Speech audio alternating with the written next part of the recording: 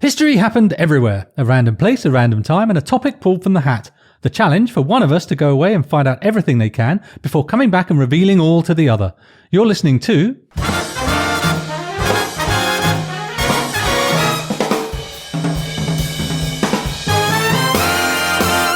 History happened everywhere.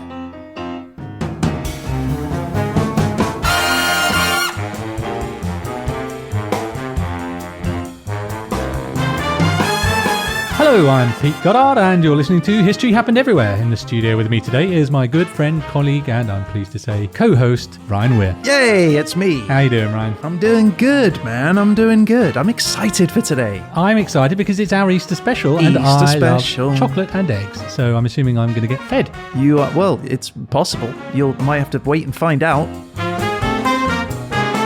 Hey, 25 episodes, man.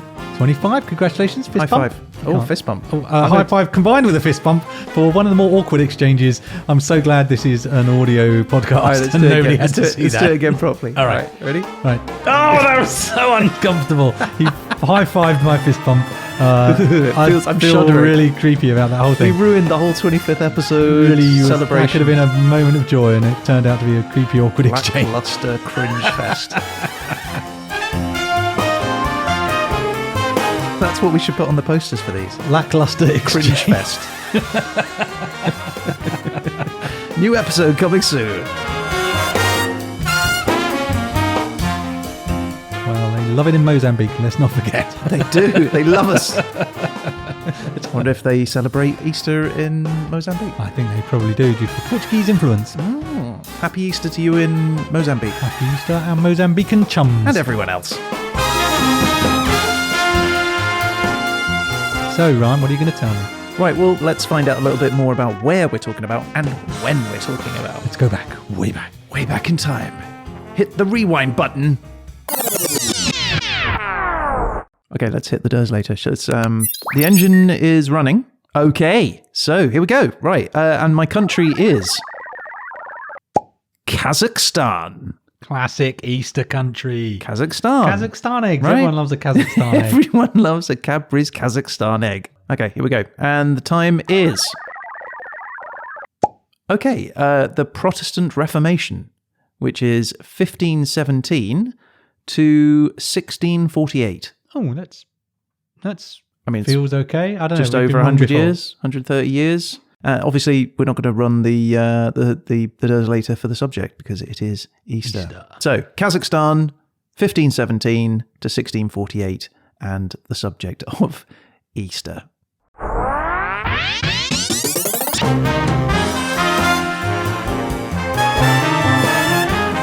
So, Ryan, Protestant Reformation in Kazakhstan. It's, I'm sick of hearing about it in some ways, but hopefully you'll find something new. You're sick of hearing about it. The Kazakhstan Protestant Reformation. Come on. Didn't you study that at university? You wrote your dissertation. I'm just hoping you can bring something new to the party. That's all I'm saying. Yeah, man. So, Kazakhstan and Easter, great combo from the start. I immediately leapt into this research and started reaching out to people saying, hey, what's Easter like in Kazakhstan? And immediately got somewhat of a frosty reception. Not as Christian as we were hoping, is that? Yeah, I guess so.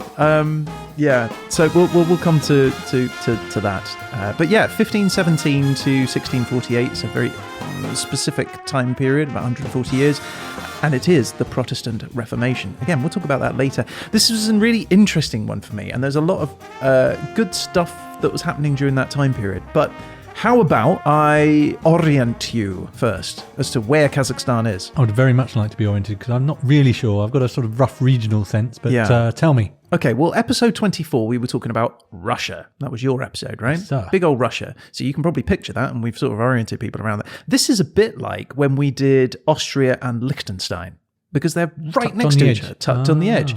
Yeah, Kazakhstan is big. It is south of Russia. It's part of all of those stans that get spread east. Officially, the Republic of Kazakhstan. Oh, we like a republic. We love a republic. There's a lot of them. It is part of that Central Asian landmass, with a small portion of Eastern Europe as well. So it's sort of split between the two continents. Yeah, it's one of those two bridge nations, yeah.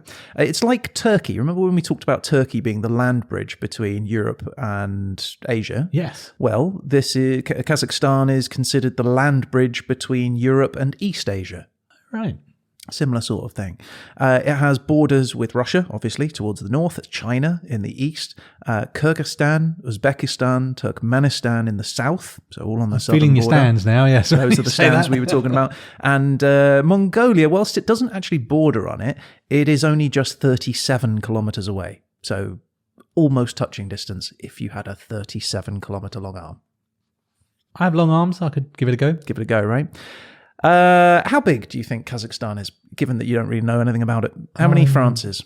I'm going to say, because you said big, so I'm going to use that and say 4 Frances. Oh! Ding, ding, ding, ding, ding, ding, ding. I'm going to put a little sound effect in. That's amazing. It's literally 4 Frances. Have you been looking at my notes? That was pure guesswork, my friend. That's amazing. You did give the game away when you said it was big. Yeah, but that's not like getting 4 exactly. That's amazing. Claim my prize later. That was really good. Anyway, yeah, so 2.7 million square kilometers, 1 million square miles. So it's pretty big. It's the 9th largest country in the world. Doesn't have a high profile for such a big place, does it? You would think so, yeah. It's the world's largest landlocked country, which we've talked about before. There's no ocean that connects to the border. It is divided into 14 distinct regions. Astana is the capital city, and Almaty is the largest city.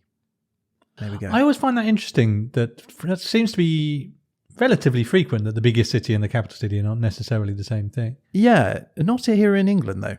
No, not at all. So, big place.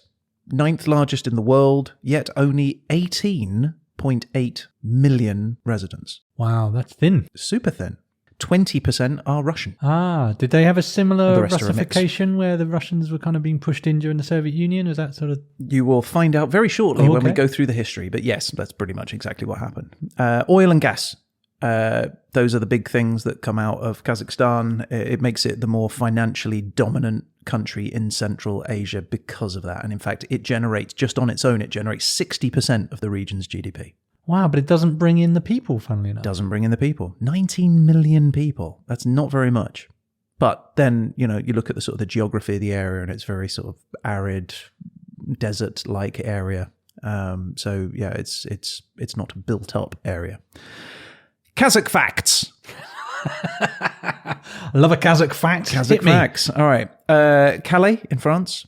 Yes. Yeah, you can drive from there to East Kazakhstan on one road. Yeah, the E50, and it's 5,300 miles. Wow. Yeah, you don't need sat-nav for that. No, you just keep going for keep going. 4 days. And then probably longer than that for 5,300 miles, miles, I'm guessing. Yeah. Anyway, so that's fact number 1. Fact number 2. No, I can't let that go, because now I'm thinking you set your sat-nav and it goes, keep going, continue. And eventually it's going to go, turn left. And you'll be like, whoa! Yeah, you freak out, wouldn't you? Surprise, wouldn't you? Yeah. Semipalatinsk. It is an area of Kazakhstan where it is, due to all the nuclear testing that the Russians were doing during the Soviet period, is now an area considered more contaminated than Chernobyl. Yet no one talks about it. And it's not fully Palatinsk. How so? Because it's only semi-Palatinsk. Oh, I see. Oh, I should have got that. That was a joke. That was good. I know. Oh, I feel so stupid sometimes. Semi-Palatins. So it was not a good joke, Ryan. No, it was good. I like it. It's fine. Whilst we're talking about... So it was more... Sorry, I've again got to go back over that. It's more radioactive than... Yeah, it's more contaminated than Chernobyl. Because of what? Because of all the nuclear testing that was happening during the Soviet era. Oh, okay. That's the area that the Soviets picked. I guess like Bikini Atoll was for the Americans during the Soviet period. They just bombed the heck out of these areas. That's what they were doing, all their nuclear testing for the Soviet Union. I mean, Bikini Atoll, as bad as it was for the local people, is a small island surrounded by uninhabited water rather than a landlocked area. That seems like where people live. Yeah. I mean, granted, not many people, but still, yeah. And it's likely to be contaminated for a long time, as you would imagine. 100 of the elements on the periodic table can be found in Kazakhstan. I feel like I should be impressed, but I'm not sure how many of the elements on the periodic table are traditionally available in any given country. 5. No way. No, that's not true. I made that up. Well, that's a Durzel question. I mean, that feels like a Paul Dursley question, and he's sitting there shouting at us right now. Yeah, how many? Sorry, but Paul. it was in the research that I found that it was significant enough that I thought 100 of the elements. It's a lot of elements, for sure. It's a lot, and that's right? got to be like including gold and silver. Yeah. And I mean, that's gases more elements and than I helium. thought existed anyway. Now he is shouting at the radio. Yeah. Or I got this wrong, and there's just 100 elephants that live in Kazakhstan. It's one of those two. And they periodically come to the table to have lunch. That's right. Okay, and Kazakh fact. Final for Kazakh fact. Genetic tests show that Kazakhstan is actually the home of the apple, the humble apple that we might eat. Oh, really? Yeah, that's where it originates from. And Almaty, which is the capital city, is Apple is its name. The big apple. Yeah. Or the Kazakhstani apple. That's great. The cradle of apple civilization. There it is. So, do you want to hear some history? I would love to. How much? Out of 10. Out of 10? Yeah. 9.79. Okay. That's quite a lot. I know, but there's still room for improvement. There is. Yeah. There's a lot more history that can be told. Okay, let's go through some history. Inhabited since the Paleolithic era. It seems like everywhere's inhabited since the Paleolithic era. Oh, those Paleoliths got around, didn't they? They did get around. Early man, he kept showing up, didn't he? Yeah. It's those little pedal cars they had. Little feet pop out the bottom. Feet through the bottom. Yeah, they just pedal really fast. So it's a key part of the steppe route, which is the ancestor of the Silk Roads, which we've talked about previously before, the big trading area. It's where we see the first domestication of the horse, which were really ponies, but we're calling them horses for the now, and that's in this region. There are a number of nomadic groups in this area at the time. There are tribes, empires. It just seems to sort of percolate with different bubbles of populations all spreading around, all during this period. 329 BC, Alexander the Great, his army arrive, fight against the Scythians.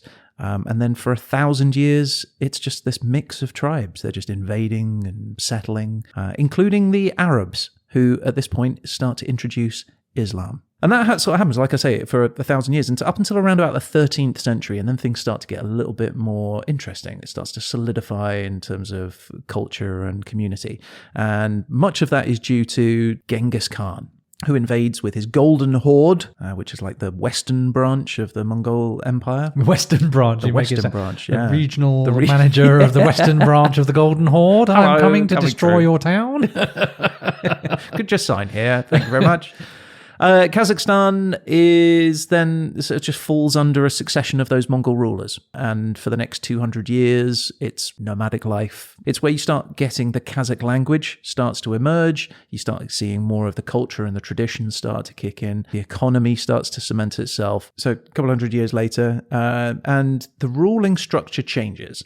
And it splits into several groups now called the Khanates, which is an awesome name. And the Kazakh Khanate starts officially in around about 1465, so just before where we're looking at in our time period. And it's in the late 15th century, so late 1400s, the Kazakh Empire starts to rule that entire region, and they are feared by all. So the Mongols have now disappeared, and it's now the Kazakh Khanate that are ruling that area. It's said that they were so powerful that they could command 200,000 horsemen and bring them into battlefield at any time. So a lot of horses racing at you. But good for the roses, so...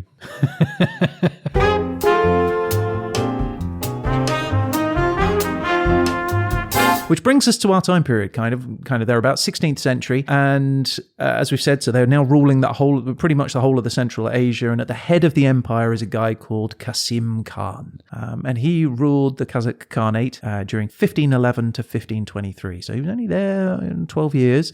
But under his rule, we see the Kazakh Khanate at its greatest strength. It is the biggest force in that area. In 1520, he defeats their number one enemy, which is the Nogai Horde.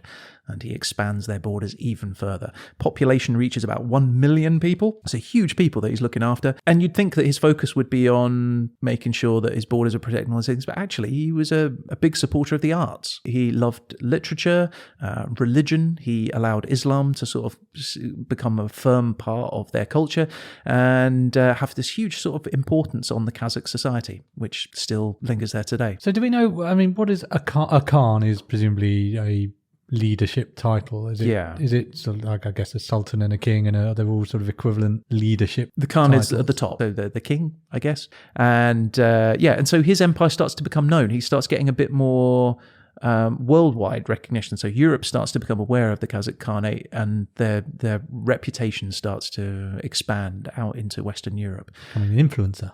Definitely. And so part of that culture and establishing the people, the Kazakh people, is that he introduced the first code of laws in 1520, and he called them the Bright Road of Kasim Khan. And that sort of laid out the instructions on how people should be living their lives and the punishments if they did not.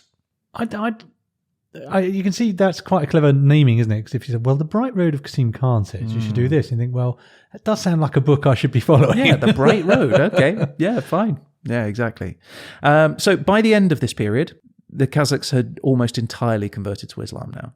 It was less strict than perhaps in other areas. It was, it's sort of more informal religion. Now, Kasim has several sons, and they go on to control the Khanate and take that further. But their authority starts to weaken, and it weakens because they split themselves up into 3 different hordes. You've got the Great Horde, the Middle Horde, and the Little Horde.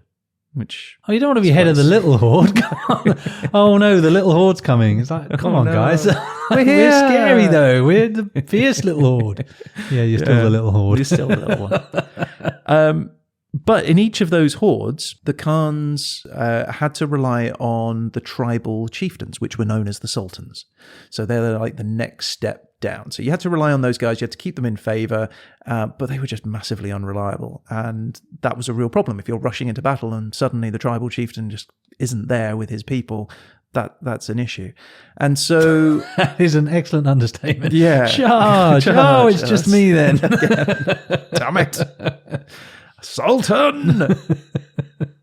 And so Kasim's last son, Haq Nazir, he reunites those 3 hordes. They don't exist anymore, and he just strengthens the empire into one again.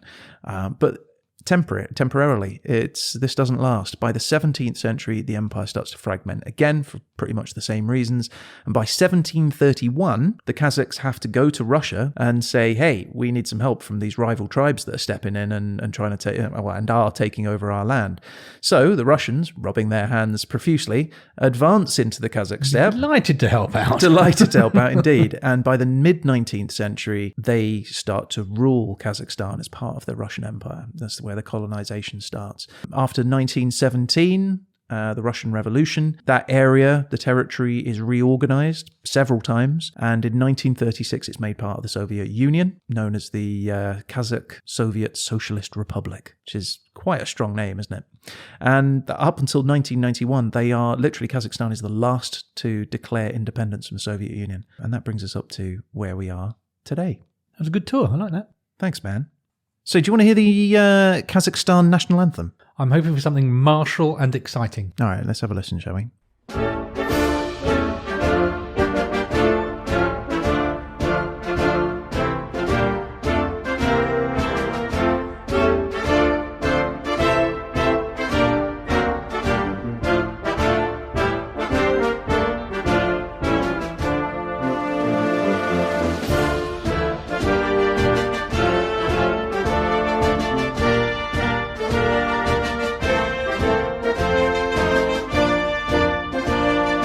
There you go. It started out martial, and then at the bridge I thought it was going to suddenly turn into sort of drum and bass or something. I had a moment where I thought it was going to really transition into something quite different. I like it. I thought it was terrific. I felt like a proud Kazakh for Gets me all aroused. It is rousing, that one. Yeah. Do I mean roused or aroused? Well, both would apply, I would imagine. Okay. Just aroused really has broader implications. But okay. It applies. Okay. I'm sticking with it.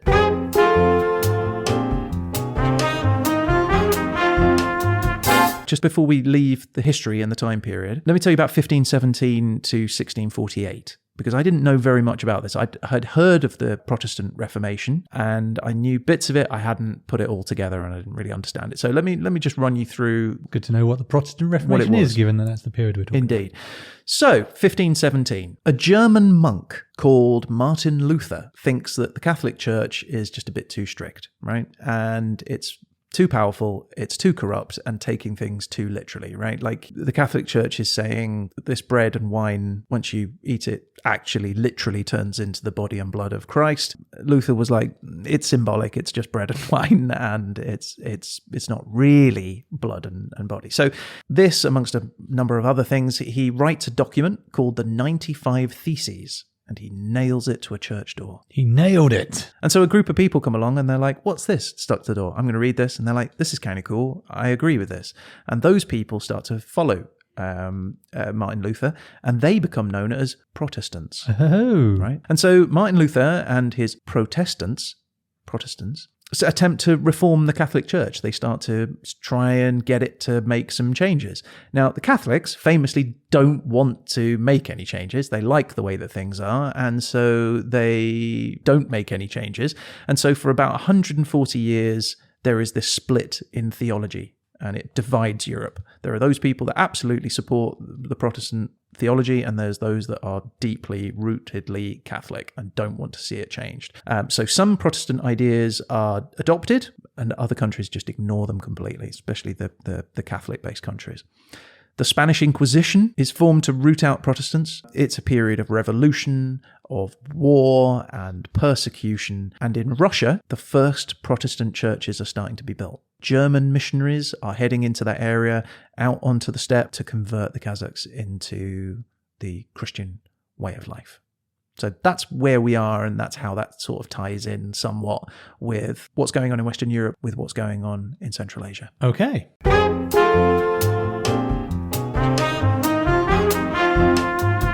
Should we talk about Easter? Let us talk about Easter. All right, let's talk about Easter. So, Jesus Christ and Easter. What? That was a strong open. Okay, the Easter story. It's at the heart of Christianity.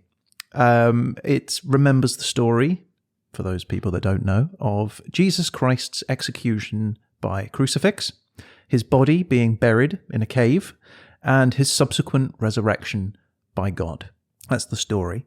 It's unlike the Christmas story, which is much more focused on his birth. His virgin Christmas story. It's a bit more, yeah. There are gifts and all sorts. This one less so.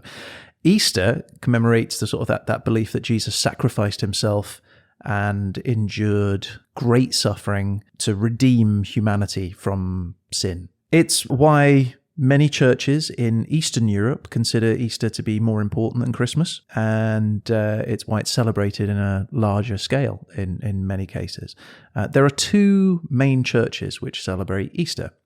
This is Christian churches. There is the Western churches, which Catholic, Protestant, Anglican, those type of churches. And then you've got Eastern Orthodox. These are the Orthodox churches that you might have heard of, the Oriental churches, and those churches that are affiliated with the Roman Catholic Church, believing same stuff, just different ways and approaches to it. And they almost derived, though, didn't they, from the Eastern and Western Roman empires? Yes, exactly, which we've talked about on a couple of these episodes. They've come up, right? haven't they? And they tend to celebrate Easter at slightly different times. So the Eastern Orthodox Church celebrates Easter either at the same time or up to 1 to 4 or maybe even 5 weeks after the Western churches. And the reason for that being is that in the 16th century, most Christians followed what was known as the Julian calendar, which was established by Julius Caesar in the year 46 BC. But the Julian calendar had been sort of underestimated, like it miscalculated the duration of the Earth's orbit around the sun. So there's like a difference of about a week between what real time is and the calendar time. So in 1582, which is during the period that we're talking about, the Protestant Reformation, Pope Gregory VIII he gets together a crack team of astronomers and scientists and mathematicians. Calendar manufacturers. Exactly. And he says, right, do me some math, people, and work out a better calendar. And so that's what happened. And they create the Gregorian calendar. And it meant dropping some days because they realized, there's a week too much here. So by papal decree, he decides that the 4th of October is fine. That's a regular day. The next day, which should have been the 5th of October, suddenly becomes the 15th of October. So I know a little bit about this, actually, because certainly I think it was in the UK, there was huge protests about this lost time, and people were upset. And when someone first introduced me to this idea, I thought, well, that's silly because the next day is still the next day. Until the very night where I was doing a night shift, when I had to put the clocks back. Yeah. And then I went from it's 1 o'clock and now it's midnight again. And I thought, yeah, time is passing, but I have been cheated here. Yeah, absolutely. Yeah. And you know what? It caused real problem, right? Particularly those Protestants that we were talking about that were like, well, you know what? We're not going to listen to a Catholic Pope telling us what to do and what not to do. So they just ignored the Gregorian calendar and continued with the Julian calendar. And what that meant was that you've got different people across Europe all using different calendars, which meant that you receive a letter from a Frenchman that hadn't been sent yet because the date he sent it was prior to you receiving it. So you received it before he even wrote it. So there was all sorts of I think your pizza is problems. free under those circumstances. If your pizza arrives before you ordered it, it's free. Yeah. It's astonishing. Anyway, so there was this period where, there was these extra 10 days that were just missing. Anyway, the Orthodox churches decide that they're going to stay faithful to the Julian calendar. And so the dates differ even to today. Culturally, everyone's moved non-religiously. They've moved to the Gregorian calendar anyway, just because that just seems to be the way forward. But for religion and religious purposes, the Julian calendar is still adhered to. So Easter is May the 2nd, 2021. So that's why I'm comfortable doing this episode when we're doing it and whenever it gets released, because for somebody somewhere, it's going to be Easter. Yeah, somebody somewhere, Easter is there. So that's kind of the Christian aspect of Easter. So Muslims and Easter and Jesus Christ. Let's talk a bit about that. As I was told at the very beginning of my research, very few Catholics in Kazakhstan. In fact, 72% of the Kazakh population are Muslim. I thought you were going to say 72 Catholics from yeah, and these are not their far names. off, not far off. For 25% of the population are sort of Russian Orthodox, which are sort of those ethnic Russians, Ukrainians, Belarusians. Big furry hats. Big furry hats, that's right. So they've got about 2,300 mosques versus about 1,000 churches. So you can see how the split is heavily in favor of Islam and the Muslims. So for Muslims, Jesus, and this is where it gets a bit confusing for me, and I didn't quite understand it, but now I think I have a better grip of this. So apologies to anybody out there if I've misunderstood. Feel free to tweet us at hhepodcast and let me know if I get anything wrong here. But as I understand it, Jesus is considered one of the greatest men in Islam. The Quran refers to Jesus as the messenger of God, the word of God, and the spirit from God. In fact, 93 verses of the Quran refer to Jesus of Nazareth, more than any other prophet except Muhammad. Now, the Prophet Muhammad considered Jesus as his brother, and millions of Muslims are named after Jesus and Mary, Isa and Maryam. I'm definitely pronouncing those wrong. In fact, a belief in Jesus is a requirement. It's an absolute requirement if you're a Muslim. So Jesus Christ exists, right? They're not questioning that. That is part of it. So they believe that Jesus was mortal. He was born of a virgin, that he healed the sick and gave sight to the blind. He raised the dead. He was a prophet like Adam, Noah, Moses, Abraham, David, Solomon, Job, John the Baptist. They believe that he was a Muslim and that Jesus is the Messiah. According to sayings of the Prophet, which is second only to the Quran in Islamic authority, Jesus was assumed into heaven and will return at the end of time in the east of Damascus, his hands resting on the shoulders of two angels. When it sees him, the Antichrist will dissolve like salt in water, and Jesus will rule the earth for 40 years. So, firstly, I definitely want to be there when the Antichrist dissolves like a salt in water. Salt in water, yeah. That's something I want to see. Sure. It's like the end of Raiders of the Lost Ark, isn't it? Secondly, Yeah. 40 years, though, doesn't seem like much. That's a long wait for a 40-year rule. Still 40 years, though. You can get a lot achieved in 40 years. Plus, I'll take 40 years of paradise, actually, now I think about it. There you go, right? But what they don't believe is that Jesus is the Son of God, okay? Well, then we should fight continuously about that. Indeed. They don't believe that he was almighty. They don't believe that he's eternal. They don't believe that he redeemed the sins of humankind by his sacrifice, that he didn't die on the cross. The Quran's 4th surah, verse 157 says, they did not kill him. Couldn't have been more specific. Nor did they crucify him, though it was made to look like that to them.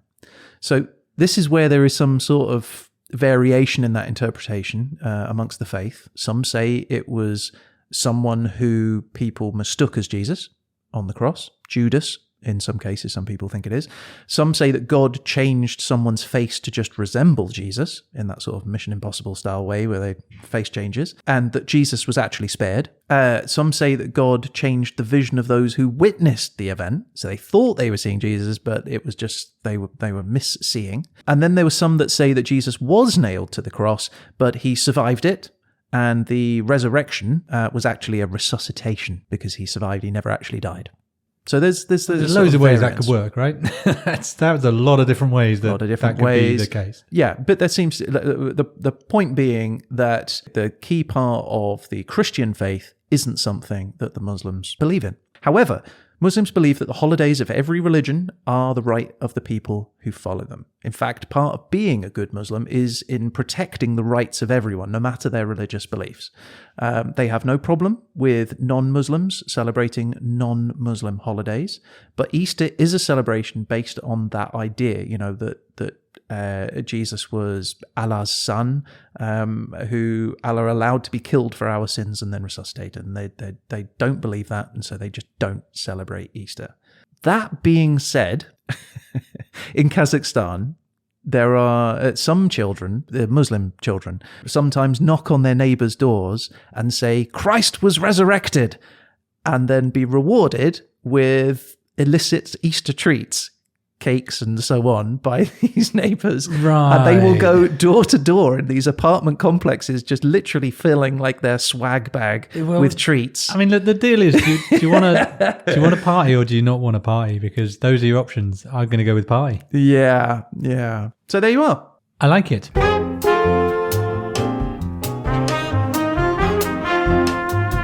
What we have now is we have a little game that we're going to play. I love games. It's called an Easter egg hunt. Hang on. This is a well-known thing, surely. Yeah. And this is a Kazakhstanian thing? No, this is an Easter thing for our Easter episode special. Ah, okay. That will help us guide us on our way through to the next few topics to talk about. Is it a game that I can beat you at? No, I've decided to move very strongly away from games that you might be able to beat me at. I would love an Easter egg hunt, Ryan. Okay, well, there are Easter eggs hidden in the studio. No. Yes. There are 7 eggs in the studio. 4 of them contain subjects I'm going to talk about, and 3 others have a little surprise. So I'm just going to... So you're going to go and have a hunt and find me an egg. And find you eggs. Yeah, one egg, and then we're going to take it in turns. I'm going to find you an egg. Yeah, go find me an egg. Okay. You got time. Go find an egg. I'm doing it. I'm doing it. I'm finding an egg. He's looking currently through little things, pot plants, and such. Can I start something? I've got one. He's got an egg. Egg number 1. I have an egg. Okay. I have an egg. So I have an egg. Describe. What have you got? Put my headphones on. Okay. It's a yellow egg. It looks like a little chick. It's got a cute little face. Oh, it's got chocolate in it. It's got chalk. Oh, it's on the floor. Now this is complicated because I have to read something out, but there's chalk available. All right, what is it? What does it say? Is it a number? No, it says something. Then you have got a non-section, which is Kazakhstan jokes. Oh. Our famous festival tradition. Here we go. Kazakhstan jokes. So, okay. I'm glad you explained that this was a joke because it's not immediately evident. It might not be at the end either. Okay.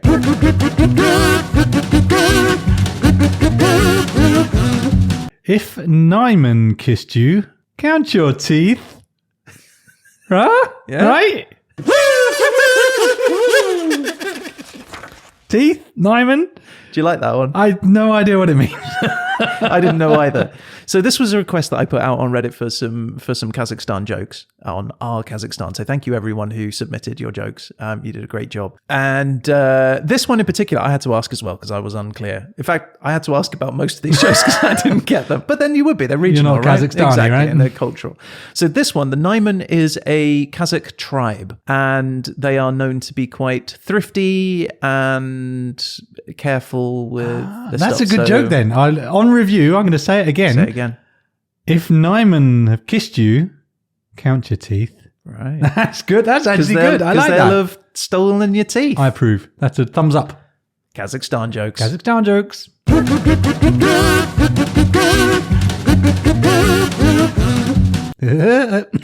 That's going in. All right, I'm going again. Egg number 2. I can eat my chocolate on the way. Yeah. The egg hunt continues.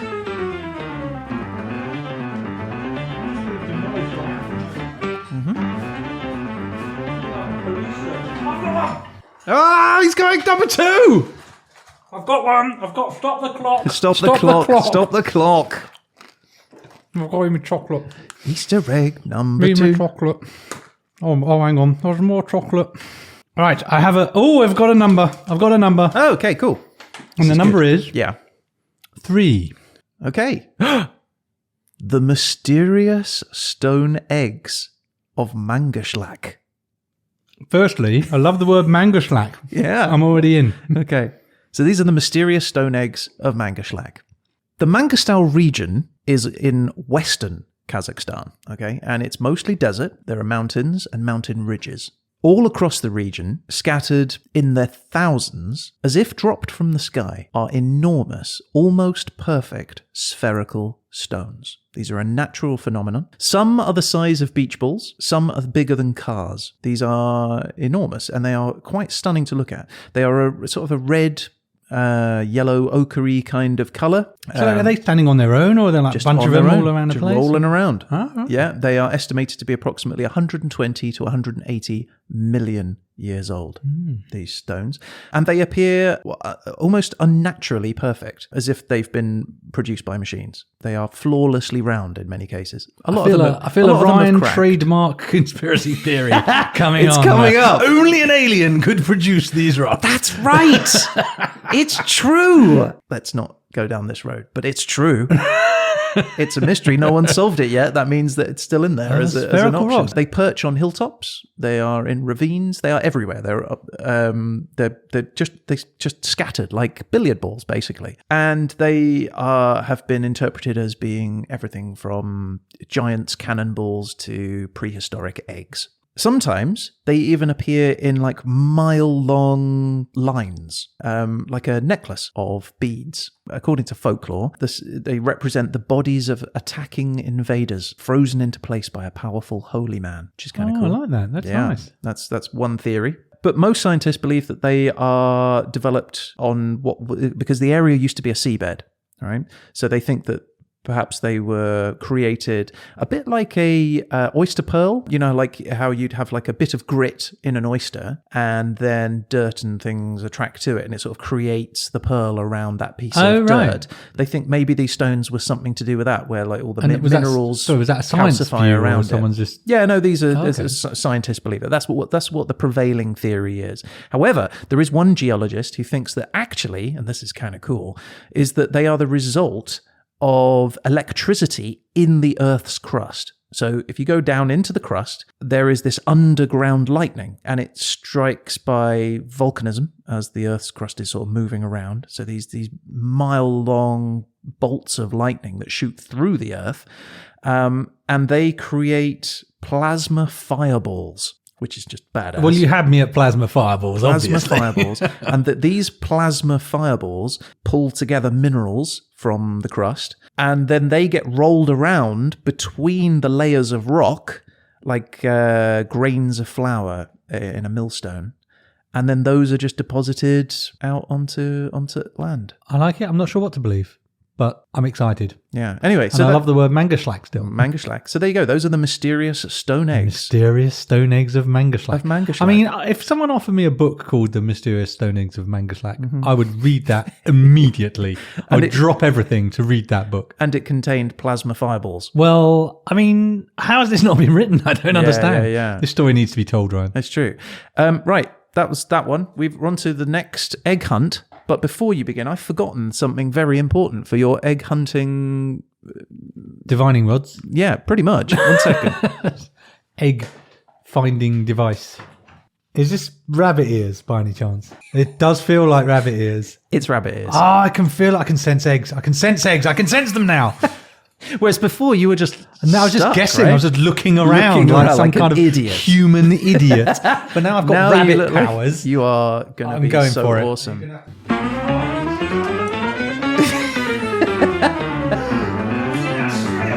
Straight away, did you see the power? All right. The ears. I was straight on that. Egg number 3. Unbelievable behaviour. The power of the ears. Oh, the ears are working. I can feel them. I'm throbbing. I can feel my rabbit powers emerging. So, will it be Kazakhstan joke? I'm not sure. I could get the headphones on around them. That's fine. Amazing. All right, here we go. You look so good. Kazakhstan jokes, my we go. friend. All right. Here we go.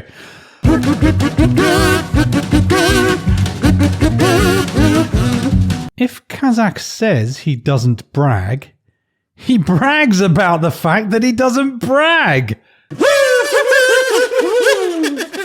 Kazakhstan joke. Those crazy Kazakhs. Do you understand that one?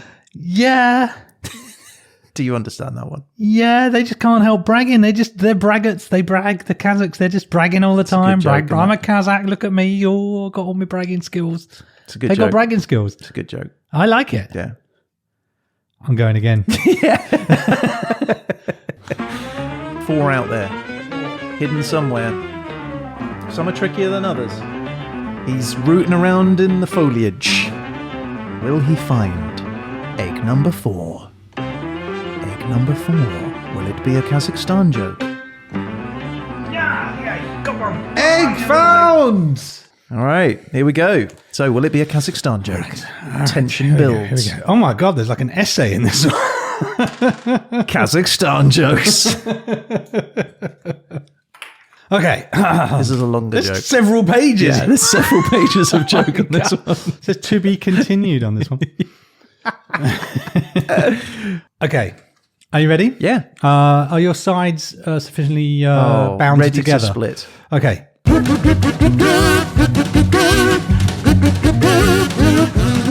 A Russian, Uzbek, and Kazakh suffered a shipwreckage. Yeah. They ended up at an uninhabited island. The Russian built a house. Yeah. The Uzbek made a kitchen, garden. Yeah. The Kazakh disappeared somewhere. Yeah. One night, when Russian and Uzbek were sitting at home, somebody knocked at the door. Yeah. Who's that? Police, open the door, said Kazakh. That's the joke. That's it. Get it. I didn't get it either. So Let's work it through. So the Kazakh, There's a I think it's the shipwreck. Kazakh being clever. So the other guys built stuff, and the Yeah. Kazakh's gone, I'm going to just be the policeman and just take it all afterwards. Is that the idea? He's going to take it all? Yeah, he's like, police, open the door. Now this is my kitchen and garden. Probably. And that's Kazakh jokes. Kazakh jokes! Hey, go the Kazakhs. I feel I should do a Kazakh dance at this point, but I don't know any Kazakh dances. Well, funnily so enough, a Kazakh, you do know a Kazakh dance. Oh, do I? Because, yeah, Kazakh is Cossack. also Cossack. Oh my gosh! Yeah. That's a revelation. I'm going to go... Egg hunting. Egg hunting. Those ears are a-twitching. There's 3 left. Egg hunt. Egg hunts are fun. No, it's in this area here. There's 3 more eggs. I've got one. All right. What's this, egg 5? I think it's egg 5. I don't know how you've hidden so many eggs in such a small and open space, and I can't find them. Right, here we go. Okay. The number is 2. Number 2. Okay, so this one should be somewhat close to home. The Easter Bunny. Like me. Yeah, like you.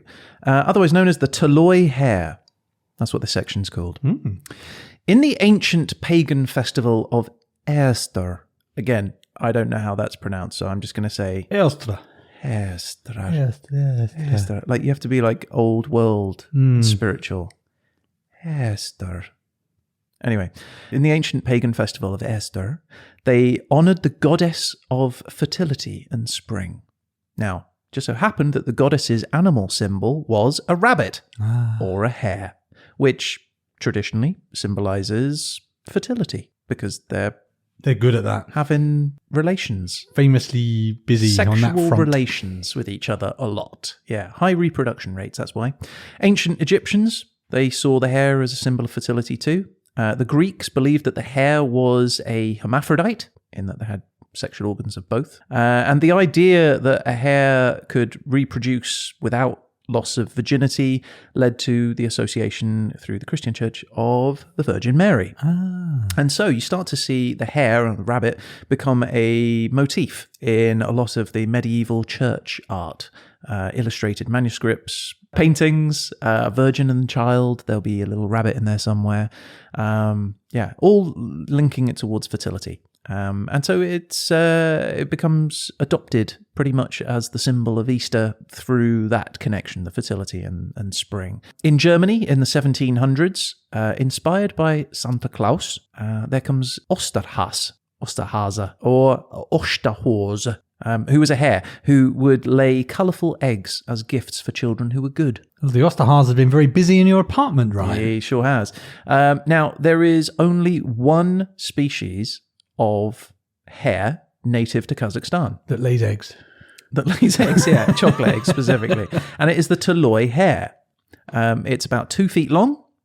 With tall, 2 feet long, that's pretty good. Long. That's a good size. Big sized hare, yeah. Tall ears, a bit like yourself, and a light sandy brown or grey coat. It lives in the sort of semi-desert, arid areas, so rocky, very few trees and shrubs, but it sort of lives around those just to give it a little bit of shelter. It lives alone in a small territory of about 2 hectares. Yeah, so it has the equivalent, I think I looked it up, there are 93 million hare territories to a France.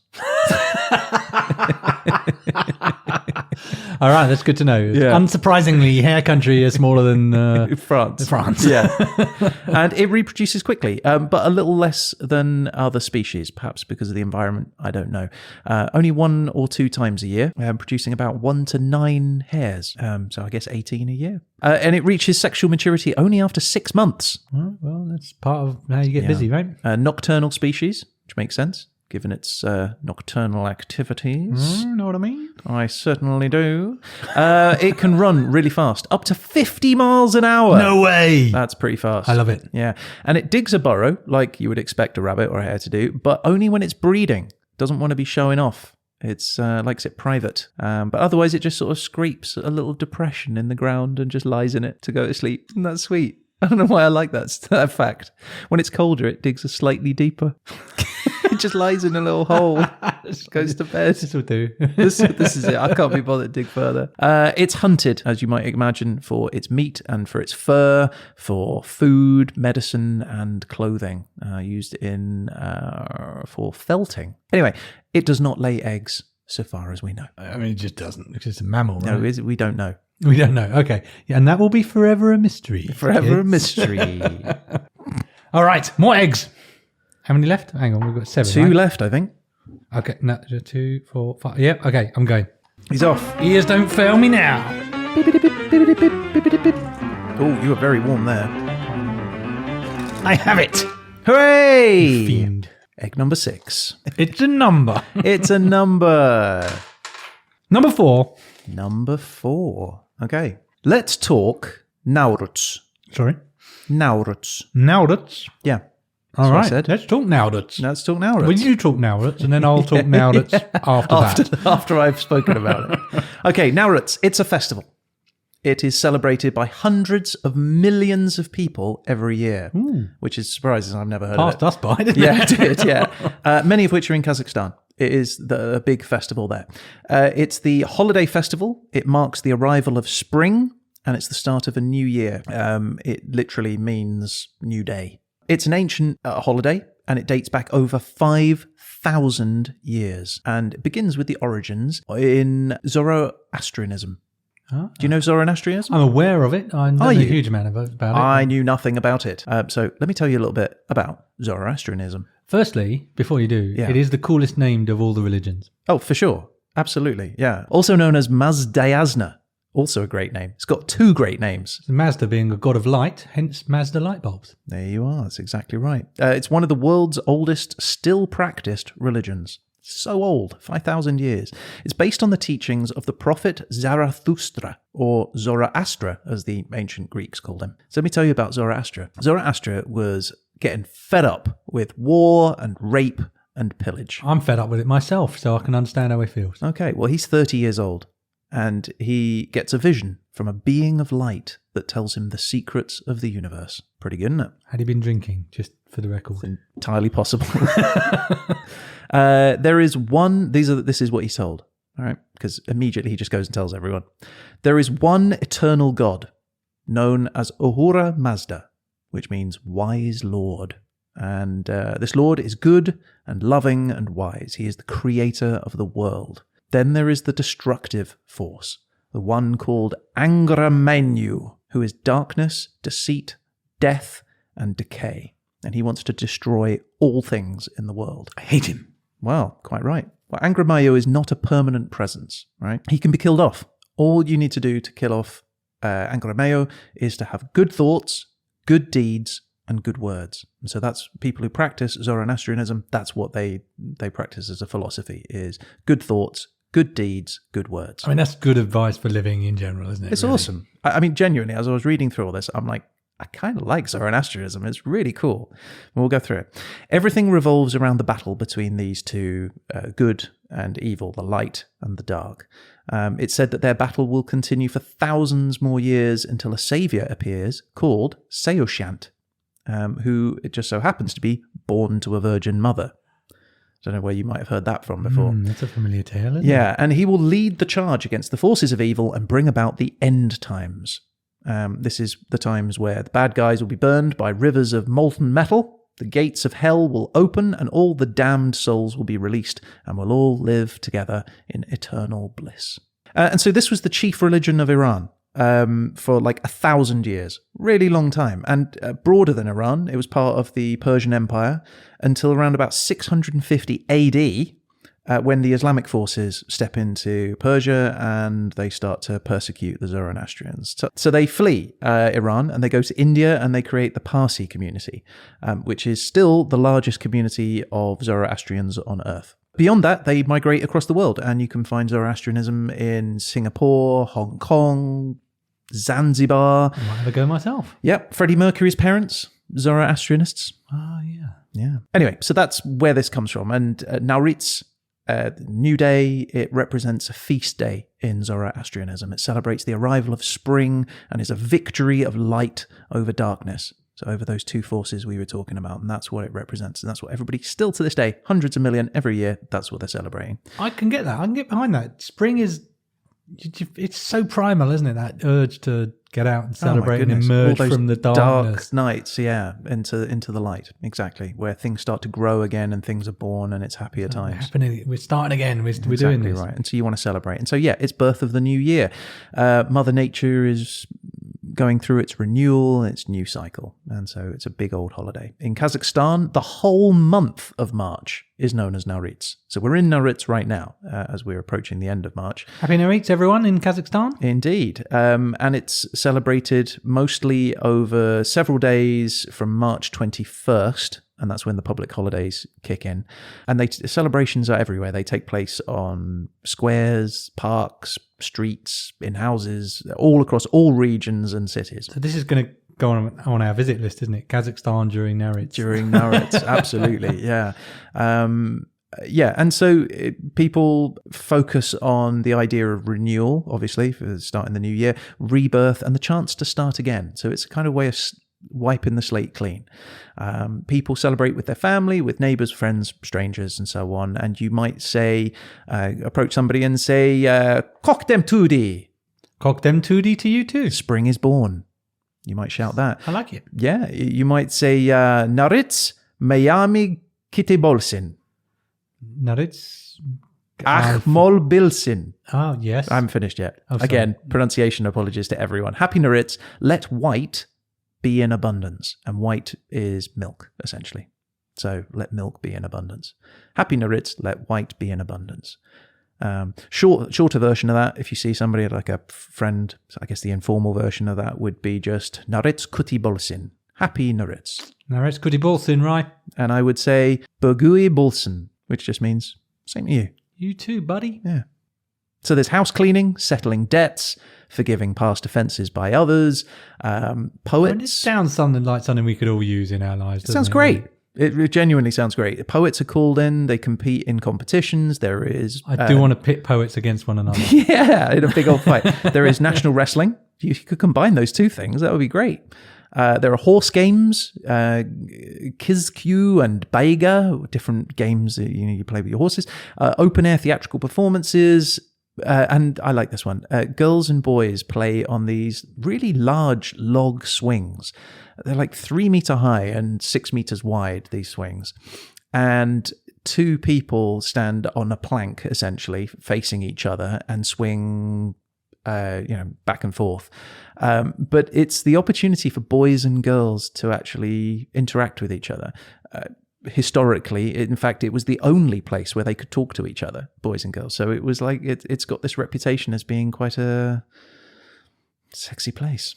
Well, if there was ever a metaphor for boys and girls communicating with each other, swinging on a log in uncertain times feels pretty appropriate. It does.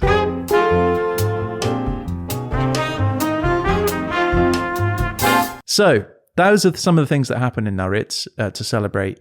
But one of the big things about the holiday is the food. I'd like some chocolate, right? Let's talk about the food. Let's talk about Nauryz koshe. All right.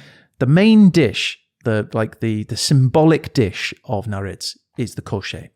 And it's offered to all guests in any city and village. Wherever you go, you'll be offered some of this. Are you going to offer me a horse's nostril or something in a minute? It is a unique recipe. It's cooked with just 7 ingredients. Butter. I like butter. Right. Salt. I'm pro salt. Barley. I like barley, the country and the food stuff. Rice. Rice is noodles. Good. Noodles are great. This is great. Oh, yeah. Kefir. What's kefir? Yeah, like milk. I like milk. Yeah, and horse meat. What? Horse meat. Yeah, I could eat horse meat. Yeah, right, great. Good news. Basically, each of those component ingredients, they symbolize 7 prosperous elements. 7 is the number for the lucky number for this period. It's symbolic. It's a near universal lucky number, isn't it? It is, yeah, especially for Nauryz. So growth, luck, happiness, wealth, health, wisdom, and heavenly protection. It's said that to indulge in Nauryz kosher is for your year to be prosperous. And I want you to have a prosperous year. I want a prosperous year. I want a prosperous year, Ryan. So let me go get you. Get me some Nauryz kosher. I'm into which it. I have made for you. I'm very excited. Hold that thought. And you've never made this before, just for the record. Never once. Never will again. Yeah, okay. So Ryan's bringing me what appears to be a tray.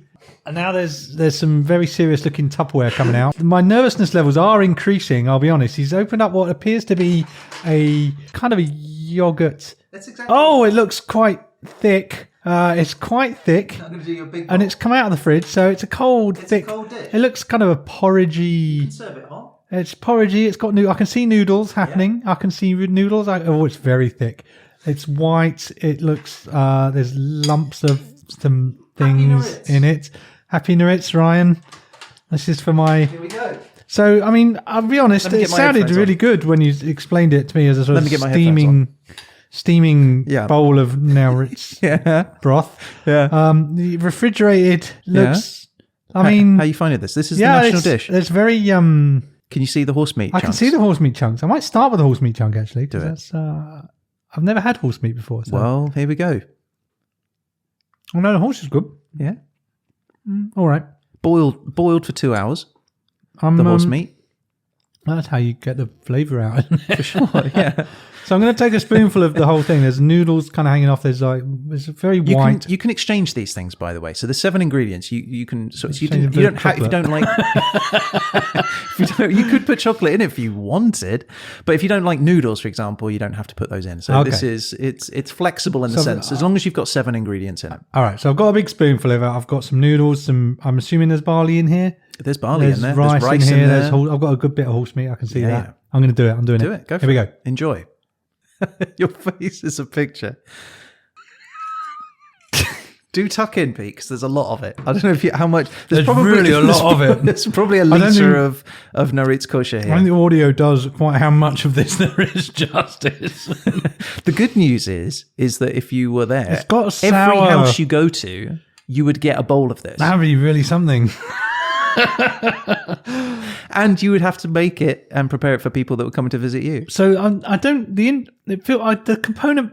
Yeah. I'm sorry if I'm not articulating this. No, one. look. The component parts of it are all right. It's the sort of soury milkiness. It's very sour, yeah. I'm not- That'll be the kefir. Not loving it. Butter. I'm going to have another spoonful. Do it. I'm going to have more horse meat in this one. I think. Yeah, I I think think that's the probably horse a good meat will idea. balance it out. Yeah. Here we go. Happy Nauryz, mate. Happy Nauryz, buddy. I made this for you. There's a lot of it. You're going to Let's have have to eat. another good New Year. You don't see. Quite milky sour, isn't Joking it? aside, can you see how this has taken off as the national festival dish? Hundreds of millions of people are eating this. Well, I mean, depends on what you're used to, doesn't it? You just wanted chalk. I'm going to have another one. I'm going to do it. He's going to do it. I think because Maybe I'm it gets thinking better over it's one of time. those things that later on you go, Yeah. oh man, I'm really craving some of that now. It's Kosher. noodle horse meat. There we go. And a third big spoonful. Yeah.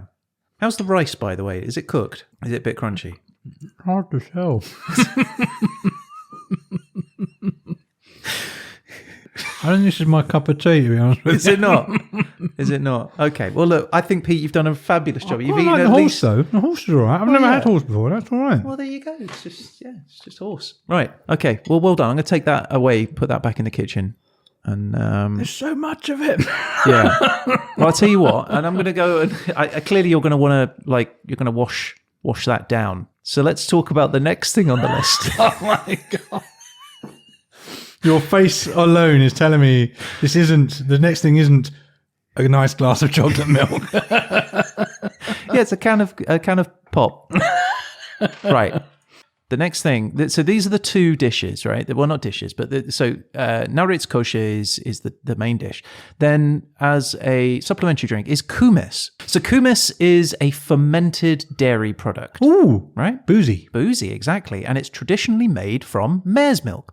So it's in Mongolia, it's Hang on, called whoa, erag. Can you just pop back a second Yeah, to sorry. that bit? In you said? Mongolia, it's A little called bit before erag. that, just slightly before, just like 10 it's a seconds or so before fermented that. It's dairy fermented product. dairy, yeah. Yeah. Then just the In bit Mongo- after that, Traditionally? yeah. Traditionally made from mare's milk. In Mongolia, it's yeah, that called... bit. Again, only clearer, please. Right, so it's... so it's a dairy product, traditionally made from mare's milk. Well, you find the mayor of a town and then milk that mare. Yeah. What if it's a male mare? I mean, what can you do? No, this is horse milk. Horse milk. Horse milk. Horse milk. Yeah. In Mongolia, Fermented horse milk, though, so it's not boozy. all bad news. in Mongolia, it's called erag. And it's a very limited commodity, right? It's hard to get horse milk. I can imagine. Especially from a male horse. You don't want to be getting that And a stuff. horse that's been made mare is even harder to find. So it's a special drink for celebrations such as... I can Nauryz. only imagine that you have been unable to find any of this. How do you think you go about milking a mare? Well, very cautiously. Primarily. Correct. Do you want me to tell you? Go on. Okay, so let's say you're the milker, right? I need you to kneel on one knee. Yeah. I need you to put your pail, your bucket, propped up on your other knee. Yeah. And then I need you to Hang on. steady No, it. that doesn't... Whoa. If I'm kneeling on one knee. Yeah. So I'm kneeling like that, and then on my Prop upper it. knee, I've got my bucket. Yeah, I'm with you. Yeah. Now you steady that by a string which is tied to your arm. Mm-hmm. Okay, so it's not going to fall off, Yeah, I got now, that. one arm is now wrapped around the mare's rear leg, Just a comforter. I guess, and the other in front leg. Hang on, how big's this horse? Now, you bring a foal, the baby horse, Right. and the milk starts to flow All right. because The foals, they recognise the foal and go, I need to Exactly, milk, yeah. I need to and feed so then, that foal. then you've got to Hugging pull my that horse at the foal moment. away. Right. How am I doing this? I've already got one arm around the front and the back I'm of just the telling you horse. the instructions. All right, fine. You pull the foal away, but you don't let it go too far. You leave it touching the mare's side, so the mare knows Just that the, pop it on the top of foal the is mare, there. Just During the entire speculate. right, and then you're able to continue milking because Then it I thinks that you are the foal. Right. Okay, It feels dangerous. easy. During one season, a mare or female horse produces approximately 1,000 liters of milk, Plenty for my needs. which is enough milk to replace the volume of blood in 100 people. Just as a Is that your if you wanted metric? to- That's my metric. Yeah. 5 liters per person of blood. Right, okay. Well, So yeah. the volume I of mean, that is about 200 people's worth of milk. that is going to be coming out at some point as evidence against you, Ryan. But just 200 people's worth of blood is the how volume. do you measure volume of my liquid, urine. Ryan? The amount of humans I can replace their blood of course. Yeah. Anyway, right. So traditional kumis, it's created by adding the unpasteurized raw mare's milk straight into a large horse saddle bag, and it's huge as well, in your yurt, Oh, yeah, your absolutely. nomadic yurt, and which already contains at the bottom of that bag some of the previous fermented kumis. Because you need the, need the culture. Absolutely. Exactly. Otherwise, what's the point? And then over the course of hours or days, the whole family takes turns to stir it. Churn it. I mean, you can't just stir all day yourself. You've got to share the task. Yeah, it's clearly. about 5,000 times. Basically, everyone's getting involved because it's a fun thing to do. Do they chalk up a Similar turn? to making butter. So you just put your splodger in and you're splodging it about Make 5,000 it- turns. All right. Alternatively, you can strap it to a saddle and joggle Ride it across around the- while you're riding a horse. Steps. Indeed. So during fermentation, lactobacilli bacteria acidify the milk, and yeasts from the previous batch turn it into a carbonated and alcoholic drink, about 0.7 to 2.5%. Why else would you buy a soda stream if not to carbonate milk and Horse ideally make it alcoholic and then drink that? Yeah. Why wouldn't you do that? So do you want to try some? Yes. Good stuff. Here we go. So have you made this or have you in some way... Oh, no. Right, you need to explain this because now, looking at it, I'm already nervous. Okay, so this is some homebrew kumis. Homebrew kumis. Yeah, So, did you found, milk the mare? No, I didn't. No, the mayor of Croydon. No, I look. There was one place in England that sells mare's milk, and so I bought I could only buy a small amount of it. So we have about That's okay by we me. have about 500 milliliters of it. So this is homebrewed. Feel the pressure of that. So did you? Oh my good lord! That is ready to go. That is ready to pop. So, Isn't it? yeah. There's a kind of a greyish looking liquid. Yeah, It's not what I would have described as Well, milk. So I've made this. Have you is given it my milk. 5,000 turns? I couldn't find a horse, so this is mine. Yeah, this is 5,000. Well, about 3,000. So I just put it in 2003 now. Put it You've in a just done three carbonated. more. Oh yeah. So I put the milk into a bottle Yeah. and I churn it. So just turning it up and down for about 3,000 times, about an hour and a half, and then I added some bacilli, whatever it was. And then some yeast, some honey, a little bit of sugar, and leave it in a warm place for Right. the past 2 days. So not only is this homebrewed, what was it called? Kumis. This is not only homebrewed kumis, it's Yeah. also your first go. Yeah. Yeah, okay, right. Yeah, just so I know what I'm doing. So we have 2 glasses. I'm going to join you in Okay, this, that's good. all right? That makes me feel a lot better, to be honest. Now, as you've just felt, this bottle That is right. solid. That is gonna go. So here we go. All Are right. you ready? I'm as ready as I'm going to be. I mean, I think Let's see this if I can is... capture this in the mic. Here we go. We're going to open the bottle. Ooh. Yummy smell. Doesn't smell. Oh my good! Look at the foam on that. Oh, look at that. It's frothed up now. We've got a little horse milk. If you imagine beer. like what cream soda would look like if it had much more of a milk base. This is awesome. It's not as fizzy as I was expecting. Oh, it's fizzy. Is it? Yeah. Okay. Here we go. Shall I just go for it? Yeah. I mean, I don't think we're going to be having it again in the near future, are we? Okay, here we go. Right. All right. Well, Pop the lid on. Pop the lid on. And we're still celebrating Nauryz. Nauryz, Yeah, absolutely. This is. So you've had your milky, yogurty, delicious meal of kosher, barley and now such. you're gonna have your Cheers, mate. Your mare's milk. Happy Nauryz. It smells like a light beer. And do you know why that is? Because I used beer yeast Okay. to make this. So here we go. Oh, that is fizzy. It's sort of weakly fizzy. Yeah, it's weak milk, isn't it? It's like a very thin milk. It's really thin, isn't it? I actually That was quite not like too that. bad. I actually quite like that. I was expecting something much worse. This is actually pretty decent. I don't mind that. Yeah. It's that's quite all refreshing. right. Yeah. Okay. I mean, I could have put that in the fridge and we could add it cold rather than Cold kumis, I lukewarm. suspect, would be nicer. But do you know what? This is all right. If I'm you on the gonna- steps and I'm in a yurt and someone goes, here, have a slug of that, I'm like, yeah. I'm in. Done. Get Sign me drunk on that. I mean, it's very light, isn't it? 2.5. Yeah, no, that's all right. You're necking that. I'm aren't you? doing it. I'm having it. HHE kumis. Let's get some stables set up. Right? I mean, Well, we should start from merch. the classically famous Croydon stables. We start selling some. Still of this. think there's a market for milking the mayor of Croydon, but that's another story. Yeah. Well, there you go. That is Nauryz. You have to pull the kumis from my hands in order to get me to do the next section. That's really nice. Thanks, Ryan. No worries. Do you want some more kosher before you finish I this do section? not. Let me take that away from you.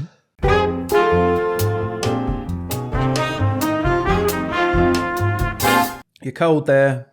I actually don't know where this one is. Oh, right. Okay. Yeah, we're still here at 2 a.m, tearing the place apart.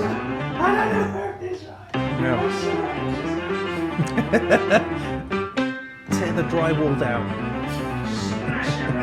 It's under the floorboards. Normal service will resume shortly. He's got the egg! I've got the egg. Victory is mine. Right. Just have a sip of Kumis? kumis. Yep. It's a bit warm. Has it sort of made itself warm somehow? Well, no, it's been brewing in my laundry room. Oh, okay. That's appetizing. I mean, I didn't put my laundry in it. It's got like a vanilla-y taste. It's genuinely nice. Yeah. I'm going to finish that for sure. Yeah. It's like a fizzy milkshake. And I have discovered, sir, number one. Number 1. All right. Let's see if this is any better, shall we? The face you made suggests it's not. Pascha and Kulish. That's what I call this section. Okay. They How you feeling about that? Pascal and Kulish, they sound like great people. Yeah, they're great people. During the Holy Week, okay, Orthodox Christians make enormous quantities of traditional Russian Easter foods. Hundreds of people will pack baskets full of sausage and cabbage and horseradish and hard-boiled eggs and other, sort of traditional foods, and they cover it in a red and white embroidered cloth. Nice. Straightforward, right?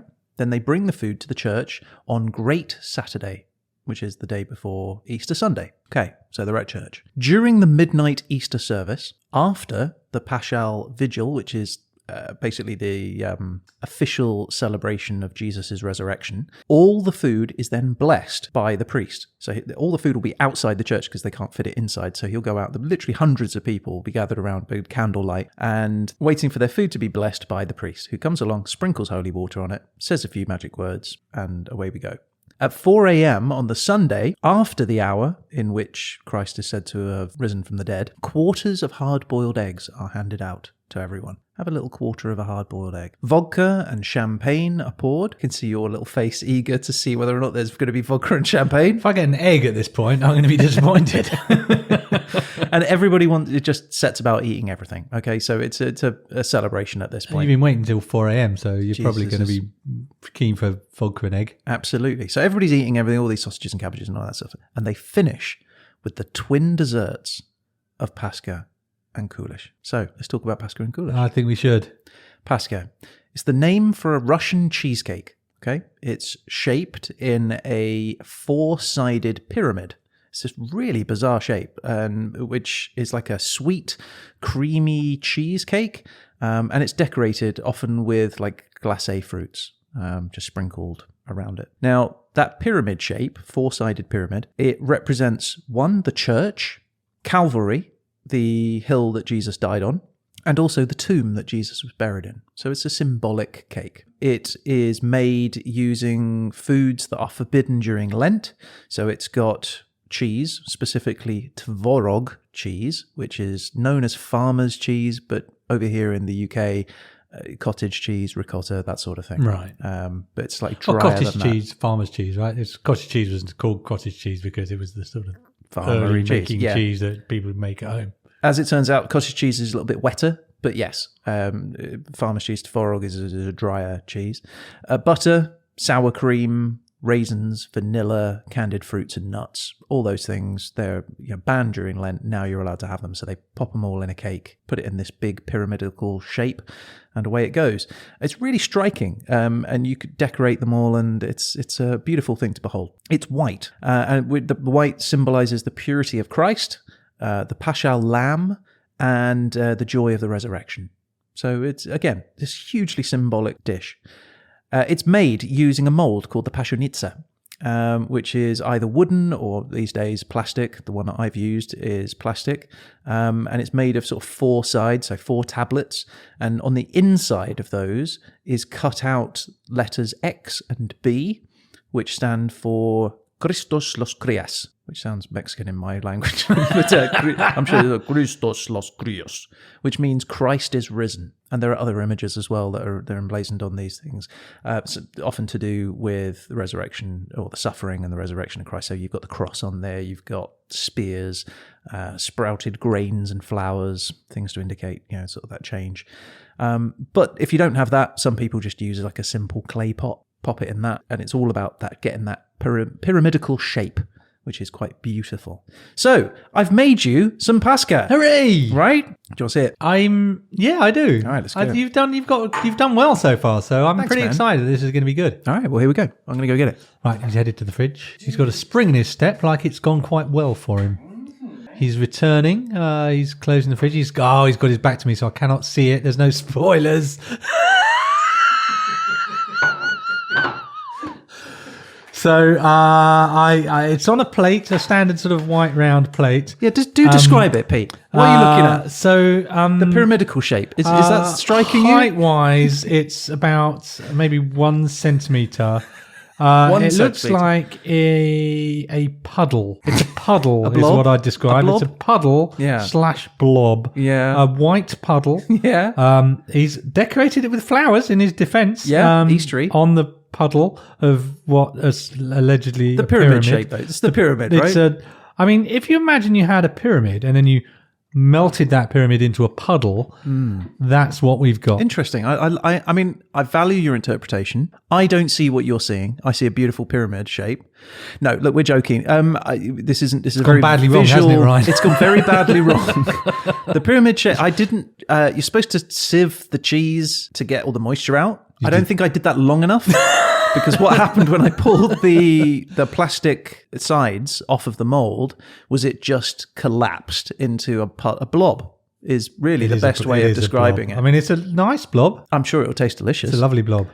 Yeah, I tried really hard, Pete. I'll be honest. I'm very disappointed that it turned into a blob. Mate, it's a blob, but I haven't tasted it yet. Yeah, that's true. I was going to try and defend it, but if it was supposed to be a pyramid, it's a pretty gigantic failure. I fear that throwing holy water on it would only cause it to vomit and spin its head round. Do you remember the scene in The Thing where they put the hot wire and the blood runs off? I suspect if you tried to put holy water on this, it would scamper away. It would. It almost definitely. Cake. The horror that is my cake that's shouting, "Kill me." I don't want to live like this. I'm supposed to be a pyramid. I'm sure it's tasty though. I tried so much. I need a knife. I want to taste this. Well, you can try it in a second. thing. You can try it in a second. Oh, he's got his partner thing. Kulek. Let's come to kulek. Please do. Okay, so kulek is an Orthodox Easter bread shaped like a cylinder with a rounded end. Hang on, what's a cylinder? Picture in your mind what a cylinder with a rounded end might look like. Just a... Like a what? Like a... What does it remind you of, Pete? Well, it sounds like a rounded end cylinder, doesn't it? Does it? Yeah, it does. Yeah. A cylinder with a rounded end. Yeah, it's like a grain silo. And what if you were to put some white on top, like some white icing drizzled on top of that cylinder like with a round end? A grain silo in the snow. Yeah, well, that's funny because that's what it is a cylinder bread with a round end with white drizzled on top. The bread's bulging top, rounded top, is supposed to represent a church dome. Right. With snow on it. But the origin is in Kievan Rus. This is where this comes from. Kievan Rus. I'm a big fan, as we know. Episode 24. Yeah, and it was more likely to represent spring and fertility in those ways. So you bake it to make that amazing shape, like that hefty, girthy shape that it's got. It's baked in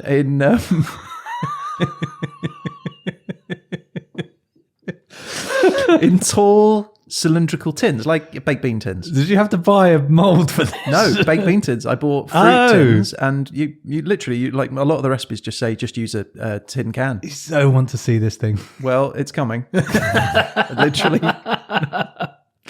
And it's a semi-sweet bread. It's similar to Italian. I can use it to mop up my puddle of pyramid. Anyway, right. It's similar to Italian panettone, if you've had that. I love panettone. Well, you're going to love this then. It's only eaten during the Easter week. So depending on when this goes out, let's just pretend it's during the Easter week. And it is served with pasca, or rather it's often served with pasca, which is the pyramid. All right. Served as in like you spread it on it, or you just eat a bit of one and a bit of the other? Let me tell you. All right. Let me tell you. I'm going to tell you. I hope you tell me. So you get the domed cap, the rounded end of the cylinder. End, yeah. Yeah. You just grip that tightly. And then you get a knife and you cut it off. I think this kumis has gone to our heads, mate. It's that milk. We're drunk on milk already. Horse milk. And then you cut cross slices of the cylinder, and then you spread the pashka on it, and then you eat it. Spread the pashka on the sliced grain silo. Yeah. And then the great part of it is you can then replace the cap onto the reduced, shrunken, like a crust. You use a crust in your bread, like right? a crust on a bread, yeah. All right. And it protects it. So it's actually really useful.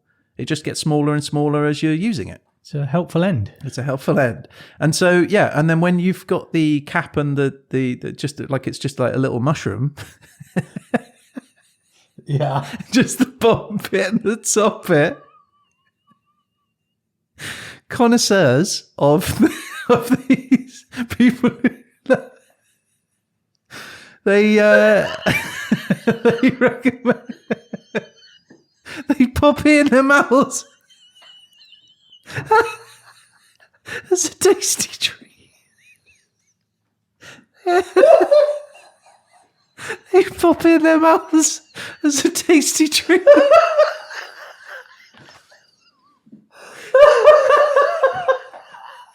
So, shall I go get some? Oh, please do. All right, I'm gonna go get some. Okay, he's going to the other room. I thought he was going to a fridge or a cupboard or something. Where are you storing this stuff, Ryan? Oh my gosh, it looks amazing. Yeah. So this one works. So yeah, contrary to the puddle that was supposed to be a pyramid, these are genuinely like cylindrical with rounded end things with a lovely little icing top, like you might see on a Christmas pudding or Christmas cake rather, and nice little flowers for decoration. That looks amazing. Okay. I'll get my headphones out. Right, so here we go. They look great.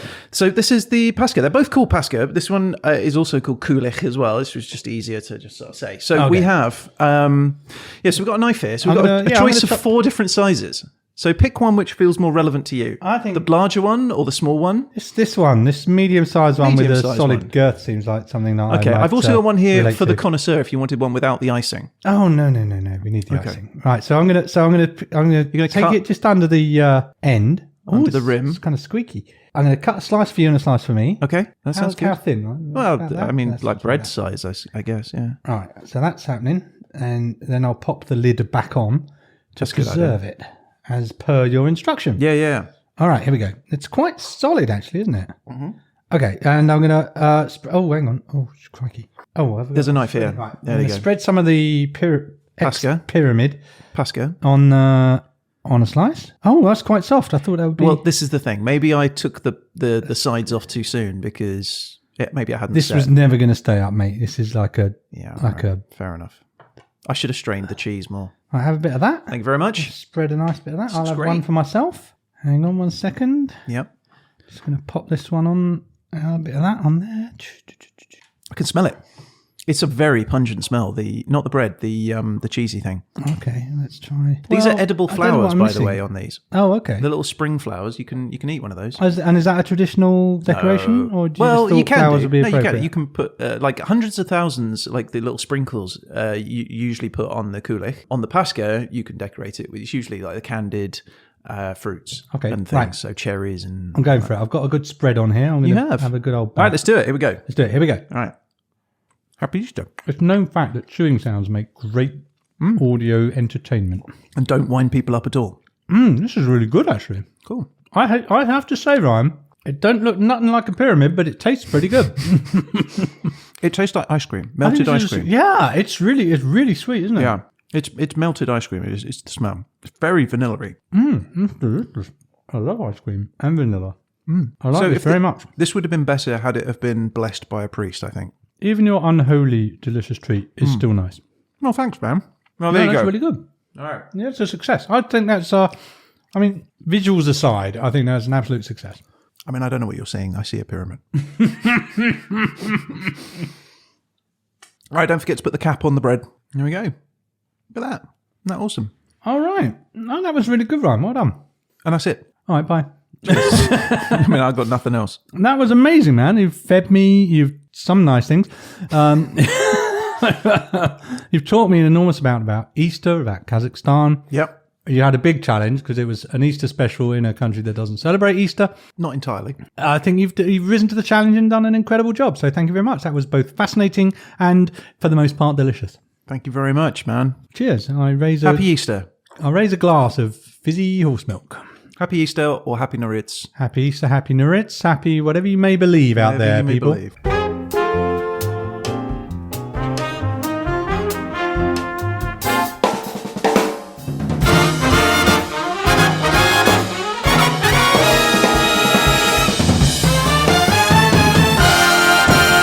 So, this is going to be a hard act to follow, but let's see what we have to do next week. Episode 26. Let's see what it is. Right, shall I crank up the Dersenwalator? Fire it up. All right, here we go. Have you got enough coal? I need 10p to put in the meter. Okay, hang on. Here you go. Click, click, click.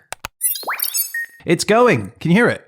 All right, here we go. And your country for episode 26 will be... Oh, okay. So, okay, so this is interesting. We've got a wild card again. Okay. For your country. But last time we'd said that, because last time I just chose the country. Yeah. But then we realised that we should probably just wait till the end to pick the country, right? That's right, yeah. Okay. So we wait for your country and put that at the end. All okay, right. So your time period is 1985 to 1990. 5-year period. That's a period I was there for, so that's pretty exciting. So, okay, so with the country of your choice. And do you want to know the topic? Yes, sir. Okay, the topic is... Oh, man. How is this possible? Wildcard again. Ooh, so what should we do here? We've not had this before. This is new. 2 wildcards. So I feel like I should... So here's an interpretation of this, right? It feels like too much to let me choose wide shoulder padded jackets in Croydon in the 1980s, which is where I'm definitely going with this if you let me have this whole thing. I would suggest we should say I could pick one of the wild cards and the other one will roll again. Okay. So we had a wild card country, 85 to 90, and a wild card topic. Yeah. I'm going to say re-roll the topic and I'll wild card the country. All right. Okay. We are re-rolling the wild card topic. Oh, this is brilliant. Ghosts.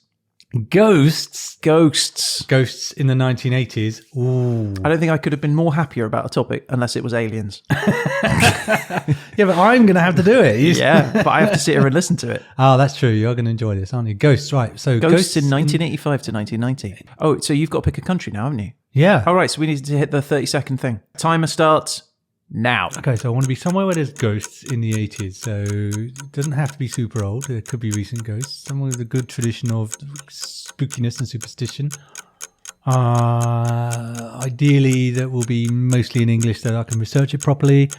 Can't be too new. I'm going to say the United States. Holy moly, United States. Yeah. This is like Ghostbusters era, isn't it? 1985 to 1990. I'm going to do a whole episode on the Stay Puft Marshmallow Man. Amazing. Who are you going to call? Pete Goddard. That's correct, sir. I will solve your ghosty problems from the 80s. I'm so excited. This is great. Right, so we've got the United States of America, 1985 to 1990, with the topic of ghosts. Man, I'm excited to hear this one. I'm scared. But the good news is, you are going to be so easily pleased with this. This is things Ryan so likes. Up my shit. I'm just jealous I didn't get this one.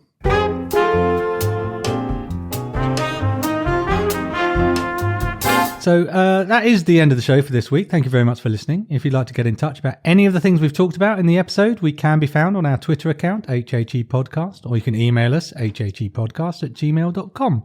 You never know, you might end up featured on a future show. That's right. And one way to definitely feature on a future show is to rate and review us on the Apple Podcasts. In the meantime, you can find and join discussions about the show on Facebook and Reddit, so make sure to subscribe to those, as well as Twitter, Instagram, or LinkedIn, where a hit of History Happened Everywhere will magically appear in your feed every day. That's one of our little bits or one of our little bites. We'll be back again soon with another episode, but in the meantime, look out for The Verdict, our after-show podcast, where the raconteur, judge, jury, and executioner Paul Dursley will join us to grade and make fun of our weekly efforts. And if that's not enough, we now have a growing archive of old shows, 25 of them, in fact, which you can download and listen to whenever you want. And you can find those on YouTube, your podcast provider, or at hhepodcast.com. All that leaves to say is, you've been listening to